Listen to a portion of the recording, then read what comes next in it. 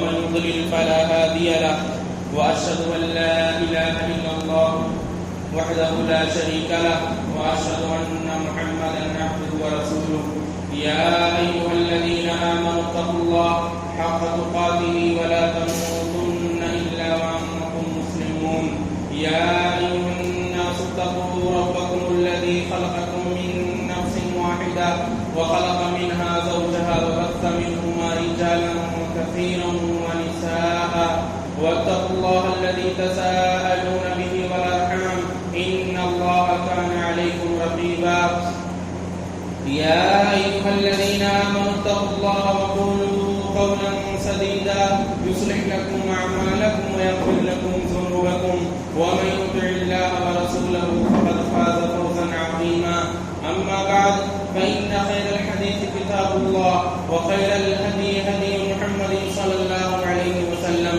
وشر الأمور محدثاتها وكل محدثة بدعة وكل بدعة ضلالة وكل ضلالة في النار. أعوذ بالله السميع العليم من الشيطان الرجيم. بسم الله الرحمن الرحيم. والسابقون الأولون من المهاجرين والأنصار والذين اتبعوهم بإحسان رضي الله عنهم ورضوا عنه. تمام قسم کی تعریف و توصیف حمد و ثنا کبریائی بڑائی و بزرگی خالق کائنات مالک ارض و سما کے لیے لائق و زیبا ہے. اسی طرح بے شمار درود و سلام نازل ہوں بالخصوص تمام انبیاء کرام علیہ السلام پر، بالخصوص ہمارے آخری نبی اور آخری پیغمبر جناب محمد رسول اللہ صلی اللہ علیہ وسلم پر. حاضرین جمعہ، آج کے اس خطبہ جمعہ میں میں نبی اکرم صلی اللہ علیہ وسلم کے ایک پیارے صحابی سیدنا عبد الرحمن بن عوف رضی اللہ تعالیٰ عنہ کی سیرت پر کچھ گفتگو کروں گا. اللہ تعالیٰ سے دعا ہے کہ الہ العالمین ہمیں حق بات کہنے اور اس پر عمل کرنے کی توفیق عطا فرما. حضرات، سیدنا عبد الرحمن بن عوف رضی اللہ تعالیٰ عنہ لمبے قد کے، چوڑی پیشانی، خوبرو، خوبصورت گھنگھریالے بالوں والے اور ایک دولت مند اور ایک کامیاب تاجر تھے. سیدنا عبد الرحمن بن عوف رضی اللہ تعالیٰ عنہ، ان کا نام زمانے جاہلیت میں عبد عمر تھا. یہ حضرت ابو بکر صدیق رضی اللہ تعالیٰ عنہ کی دعوت سے متاثر ہو کر کے 23 سال کی عمر میں اسلام قبول کرتے ہیں. پھر جب انہوں نے اسلام قبول کر لیا تو اللہ کے نبی صلی اللہ علیہ وسلم نے زمانہ جاہلیت کا ان کا جو نام عبد عمر تھا، آپ صلی اللہ علیہ وسلم نے اسے چینج کر دیا. آپ نے اسے بدل دیا اور آپ کا نام عبد الرحمن رکھ دیا. پھر بعد میں یعنی آگے چل کر کے آپ عبد الرحمن بن عوف رضی اللہ تعالیٰ عنہ کے نام سے مشہور و معروف ہوئے. جب اسلام قبول کرتے ہیں تو اسلام قبول کرنے کے بعد اس وقت سرزمین مکہ پر جو مسلمانوں پر ظلم و ستم کے پہاڑ توڑے جاتے تھے، ان کو جس اذیتناک اور کربناک مراحل سے گزرنا پڑتا تھا، یہ ہم اور آپ اچھی طرح سے جانتے ہیں. ان پر عرصہ حیات تنگ کر دیا جاتا، ان کا جینا دوبر ہو جاتا تھا، طرح طرح کے مظالم کا ان پر نشانہ بنایا جاتا تھا. چنانچہ سیدنا عبد الرحمن بن عوف رضی اللہ تعالیٰ عنہ بھی ان خوش نصیب صحابہ کرام رضی اللہ عنہ اجمعین میں سے ہیں جن کو دوہری ہجرت کا شرف حاصل ہوا. چنانچہ ایک ہجرت یہ حبشہ کی طرف کرتے ہیں اور دوسری ہجرت مدینہ منورہ کی طرف. جب یہ مدینہ منورہ کی طرف ہجرت کرتے ہیں تو شاہ سلطان مدینہ جناب محمد مصطفیٰ صلی اللہ علیہ وسلم ان کی پہچان وہاں ایک انصاری صحابی سعد بن ربی رضی اللہ تعالیٰ عنہ سے کراتے ہیں اور عبد الرحمن بن عوف رضی اللہ تعالیٰ عنہ کو ان کا دینی بھائی قرار دیتے ہیں. سعد بن ربی رضی اللہ تعالیٰ عنہ عبد الرحمن بن عوف رضی اللہ تعالیٰ عنہ کا سرزمین مدینہ میں شاندار استقبال کرتے ہیں اور کہتے ہیں، اے میرے پیارے بھائی، اے میرے دینی بھائی، اللہ کے نبی صلی اللہ علیہ وسلم نے میرا آپ سے یہ تعلق قائم کیا ہے. دینی بھائی کے ناطے ایمانی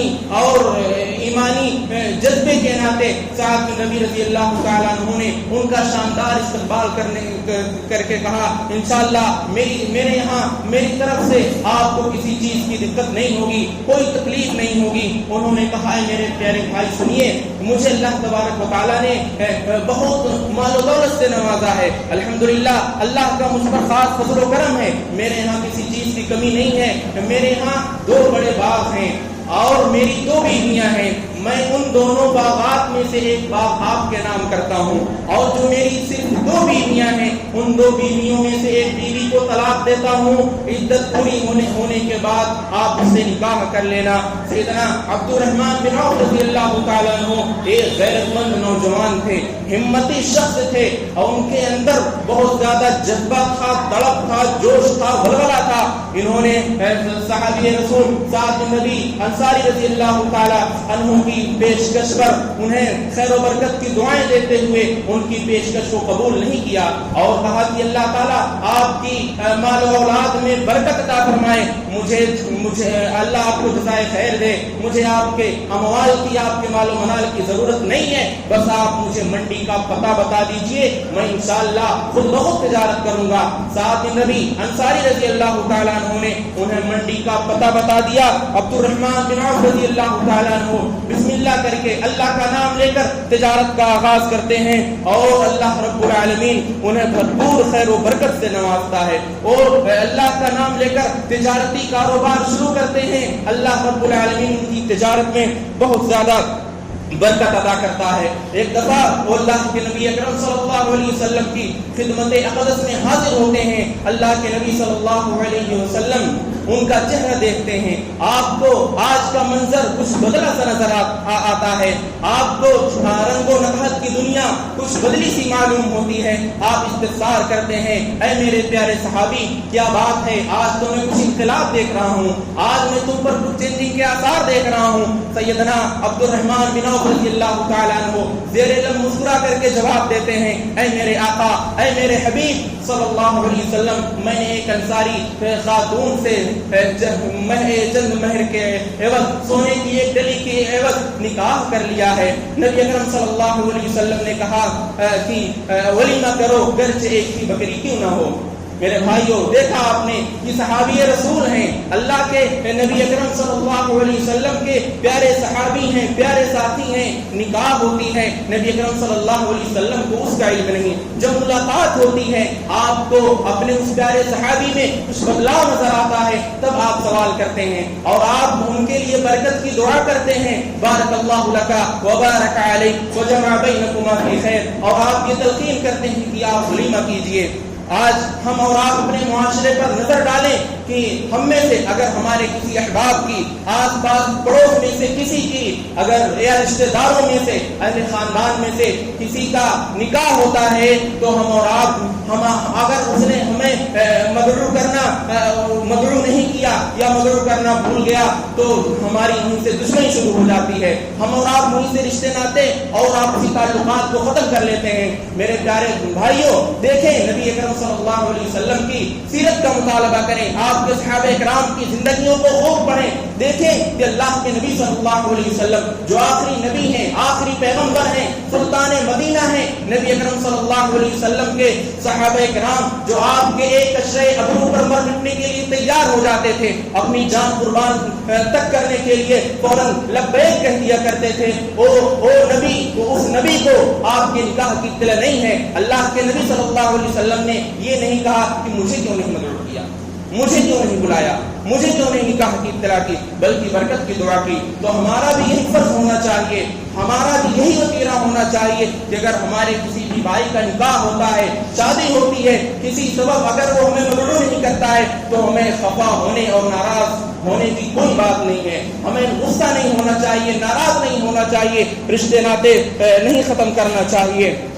چنانچہ سیدنا عبد الرحمن بن عوف رضی اللہ تعالیٰ عنہ اس طریقے سے رشتے ازدواج میں بچ جاتے ہیں، اور جیسا کہ عرض کیا گیا کہ وہ ایک کامیاب تاجر تھے، وہ اللہ کے نام سے تجارت شروع کرتے ہیں، اور ان کا خود کہنا ہے کہ میں نے تجارت شروع کی تو میرے تصورات سے بڑھ کر اللہ رب العالمین نے میری تجارت میں برکت عطا فرمائی۔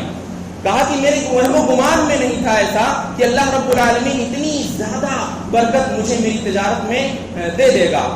اور اللہ رب العالمین اسی لیے اعلان کرتا ہے انا عند ظن عبدی بی، میں اپنے بندے کے وہم و گمان کے مطابق اس کے ساتھ سلوک کرتا ہوں. ایک بندہ اللہ رب العالمین سے اچھی امیدیں وابستہ رکھے، اللہ رب العالمین کیوں نہیں دے گا، کیوں نہیں عطا کرے گا؟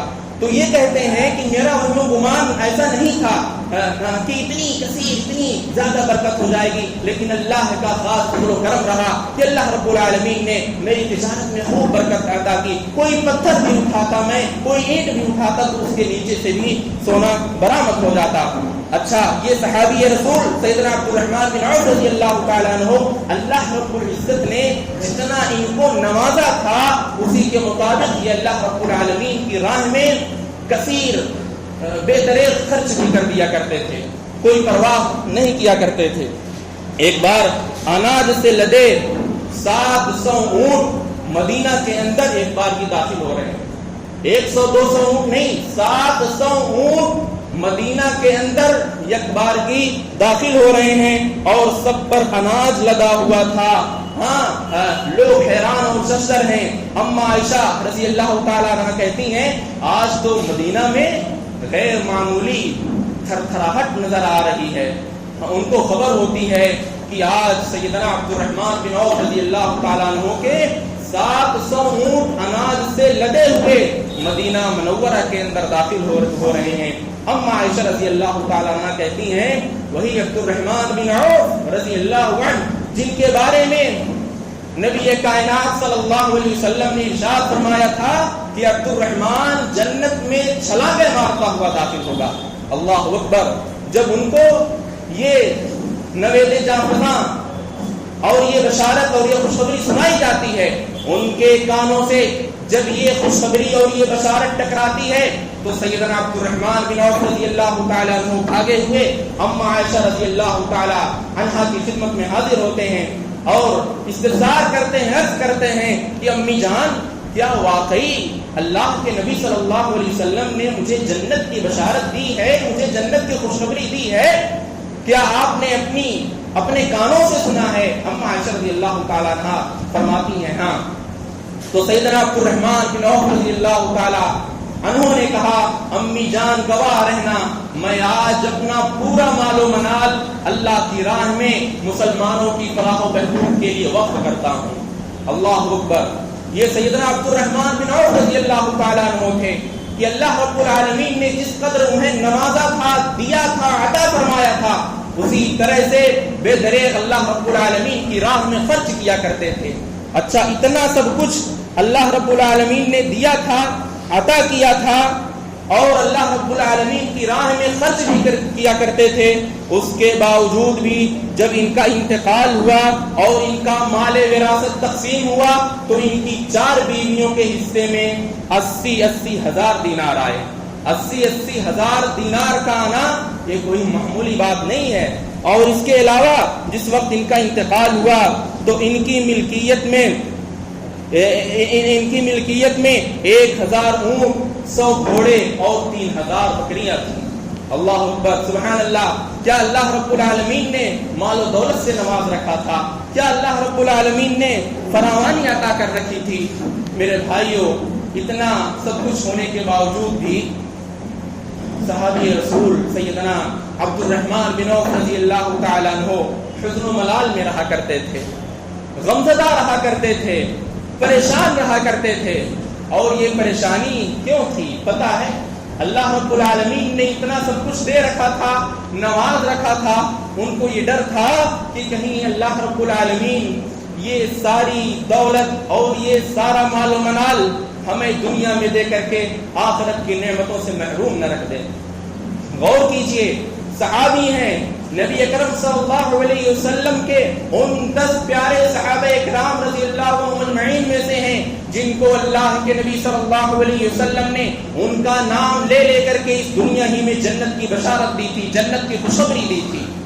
اس کے باوجود بھی یہ ڈر اور یہ خوف اور یہ اندیشہ کہ کہیں اللہ رب العالمین آخرت میں جنت کی نعمتوں سے ہمیں محروم نہ کر دے، یہ سب سوچ کر کے آپ بہت پریشان رہا کرتے تھے. ایک مرتبہ آپ روزے سے تھے، افطار کا وقت ہوا، دسترخوان بچھایا گیا اور اس پر کھانے لگائے گئے۔ سیدنا عبد الرحمن بن عوف رضی اللہ تعالیٰ عنہ کھانا دیکھ کر کے زار و قطار رونے لگے، آپ کی ہچکیاں بندھ گئیں۔ لوگوں نے پوچھا کہ آپ کیوں رو رہے ہیں، آخر وجہ کیا ہے؟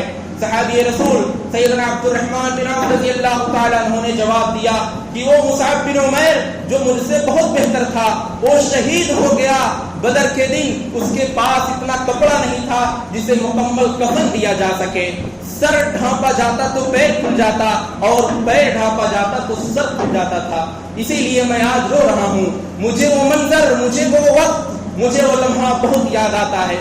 میرے بھائیوں، یہ تھے صحابی، یہ تھے نبی اکرم صلی اللہ علیہ وسلم کے ساتھی، اور یہ تھے اسلام پر اور اسلامی تعلیمات پر مر جانے والے، اور یہ تھا ان کا ایمانی جذبہ، اور یہ تھی ان کی ایمانی غیرت، اور یہ تھا دین اور ایمان کے تئیں ان کا جوش، ان کا ولولہ، ان کی لگن اور ان کی تڑپ۔ اسی طرح سے ایک بار اور عام حالات میں یوں ہی دیکھنے والے نے دیکھا کہ عبد الرحمن بن عوف رضی اللہ تعالیٰ عنہ سر نیچے جھکائے رو رہے ہیں، زار و قطار رو رہے ہیں، سسکیاں لے لے کر کے رو رہے ہیں۔ پوچھنے والے نے پوچھا، او بھائی آپ کیوں رو رہے ہو، آخر وجہ کیا ہے؟ اللہ رب العالمین نے آپ کے ہاں تو کوئی کسی بھی چیز کی کمی نہیں رکھی ہے، آخر سبب کیا ہے، وجہ کیا ہے؟ صحابی رسول سیدنا عبد الرحمن بن عوف رضی اللہ تعالیٰ عنہ نے جواب دیا، او میرے بھائی، آج اللہ رب العالمین نے تو ہمیں بہت ساری چیزوں سے نواز رکھا ہے، مال و دولت کے خوب خزانے اللہ رب العالمین نے عطا کیا، مگر ہمارے پیارے حبیب سید المرسلین شفیع المذنبین شمس الضحیٰ بدر الدجا خیر الورا جناب محمد مصطفیٰ صلی اللہ علیہ وسلم اس دار فانی سے چلے گئے، آپ اس دار فانی سے رخصت ہو گئے، لیکن گھر پیٹ جو کی روٹی آپ صلی اللہ علیہ وسلم کو نصیب نہیں ہوئی۔ اللہ اکبر، اللہ رب العالمین نے نوازا، یاد آتی ہے اپنے حبیب کی، یاد آتی ہے، یاد آتی ہے کمزور مسلمانوں کی، یاد آتی ہے بے کسوں کی، یاد آتی ہے یتیموں محتاجوں فقیروں کی، یاد آتی ہے آخرت کے دن کی، یاد آتی ہے۔ آج اس دنیا کے اندر اللہ رب العالمین ہمیں نوازتا ہے، اللہ ہمیں عطا فرماتا ہے، دیتا ہے، ہم اللہ رب العالمین کے دین سے، اللہ رب العالمین کے ذکر سے غافل ہو جاتے ہیں۔ اور یہ ایک صحابی ہیں کہ اللہ نے دے رکھا ہے، پھر بھی یہ ڈر ہے کہ کہیں اللہ رب العالمین ہمیں آخرت کی نعمتوں سے محروم نہ کر دے۔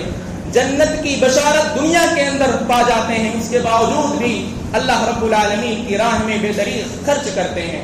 میرے بھائیوں، یہ دونوں واقعات صحیح بخاری کے کتاب الرقاق میں آپ دیکھ سکتے ہیں، جس میں اللہ کے نبی نے فرمایا صحابی رسول مصعب بن عمیر رضی اللہ تعالی عنہ کے بارے میں کہ جب وہ شہید ہوئے تو ان کا سر ڈھانپا جاتا تو پیر کھل جاتا، پیر ڈھانپا جاتا تو سر کھل جاتا تھا۔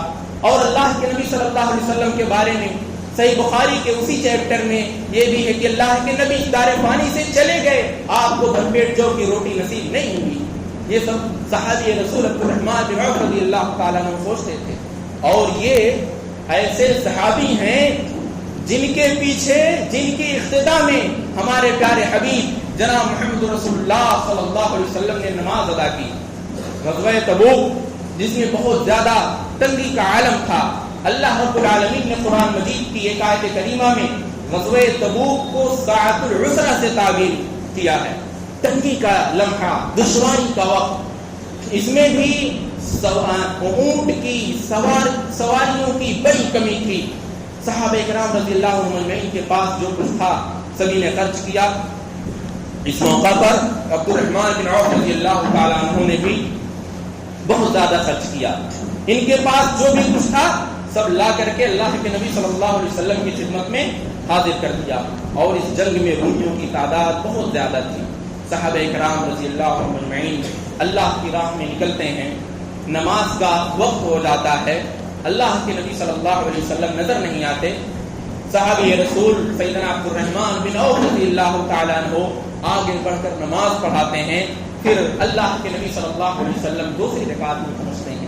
اللہ اکبر، امام کائنات، تمام انبیاء کا نبی، امام الانبیاء، صحابہ کرام رضی اللہ عنہم اجمعین، جن کے انتظار میں مسجد نبوی میں خاموشی کے ساتھ بیٹھے رہتے تھے، آج وہی نبی اپنے پیارے صحابی سیدنا عبد الرحمن بن عوف رضی اللہ تعالیٰ عنہ کی اقتداء میں نماز ادا کر رہے ہیں، اور یہ شرف اور یہ اعزاز سیدنا عبد الرحمن بن عوف رضی اللہ تعالیٰ عنہ کو حاصل ہوتا ہے۔ اللہ اکبر!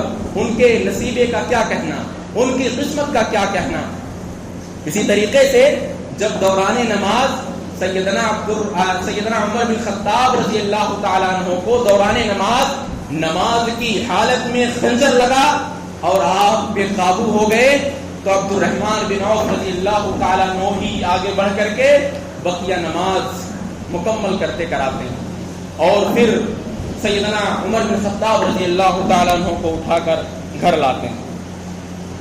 سیدنا عبد الرحمن بن عوف رضی اللہ تعالیٰ عنہ غزوہ بدر کے موقع پر ایک جگہ کھڑے ہو کر کے یوں ہی کچھ سوچ رہے تھے کہ اتنے میں دو انصاری نوجوان عبد الرحمن بن عوف رضی اللہ تعالیٰ عنہ کے پاس پہنچتے ہیں اور آپ کا دامن پکڑ کر کہتے ہیں، چچا ذرا ہمیں ابو جہل کے متعلق تو بتائیے۔ یہ عبد الرحمن بن عوف رضی اللہ تعالیٰ عنہ، یہ دو چھوٹے چھوٹے بچے ہیں، ان کی طرف تعجب کی نظر سے ایسے دیکھ رہے ہیں کہ آخر یہ کیوں اس کو پوچھ رہے ہیں۔ ان سے سوال کرتے ہیں کہ بچوں، ابو جہل سے تمہارا کیا واسطہ، تم اسے کیوں پوچھ رہے ہو؟ ان دونوں بچوں نے کہا، ایک کا نام معاذ تھا اور دوسرے کا نام معوذ تھا، کہا کہ چچا صرف آپ ہمیں بتلائیے۔ کہا کہ وہ نوجوان مجھ سے ابھی یہی سب کچھ پوچھ رہے تھے، معلوم کر رہے تھے، اتنے میں ابو جہل اپنے گھوڑے پر سوار ادھر سے گزرا اور میں نے اشارہ ہی کیا کہ یہ رہا تمہارا شکار۔ وہ دونوں بچے اس پر ٹوٹ پڑے اور اس کو اس کی سواری سے نیچے گرا دیا اور پل ہی بھر میں اس کا کام تمام کر دیا۔ ایک کہتا ہے کہ دشمن خدا کو میں نے قتل کیا ہے، اور دوسرا کہتا ہے کہ اس اللہ اور اس کے رسول کے دشمن کا سر میں نے قلم کیا ہے۔ تو عبد الرحمن بن عوف رضی اللہ تعالیٰ عنہ وہ صحابی ہیں جن کے اشارے پر ابو جہل جیسا ظالم اور نبی اکرم صلی اللہ علیہ وسلم اور اسلام کے دشمن کا کام تمام ہوتا ہے۔ سیدنا عبد الرحمن بن عوف رضی اللہ تعالی عنہ کے بہت سارے فضائل اور بہت سارے کمالات ہیں۔ اللہ کے نبی اکرم صلی اللہ علیہ وسلم کے ساتھ اکثر غزوات میں یہ شریک رہے، اور ایک دو غزوات میں انہوں نے بڑا اہم رول اور کردار ادا کیا۔